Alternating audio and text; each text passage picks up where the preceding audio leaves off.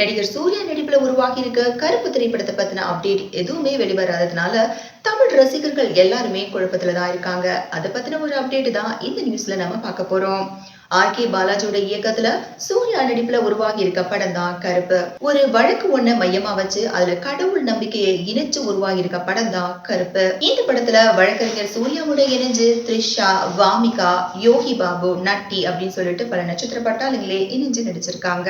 இந்த படத்தோட OTT உரிமைய Netflix நிறுவனம் அதிக தொகை கொடுத்து வாங்கி இருக்கிறதா ஒரு தகவல் வெளியாகி இருக்கு. அதை தொடர்ந்து சேட்டலைட் உரிமைய G5 நிறுவனம் கைப்பற்றி இருக்காங்களாம். இந்த படம் வர 2026 ஜனவரி 23ஆம் தேதி வெளியிட இருக்கிறதா ஒரு தகவல் வெளியாகி இருக்கு. இது எந்த அளவுக்கு உண்மை அப்படிங்கிறது தெரியல. அது மட்டும் இல்லாம இந்த படத்தோட ட்ரீசர் அப்புறம் இந்த படத்தை பத்தின எந்தவித தகவலுமே வெளியாகாததுனால இந்த படம் 2026 ஜனவரி மாசம் ரிலீஸ் ஆகுமா இல்ல பிப்ரவரி மாசம் ரிலீஸ் ஆகுமா அப்படிங்கிற குழப்பம் ரசிகர்களுக்கு இன்னும் கூடுதலாகவே அமைஞ்சிருக்கு.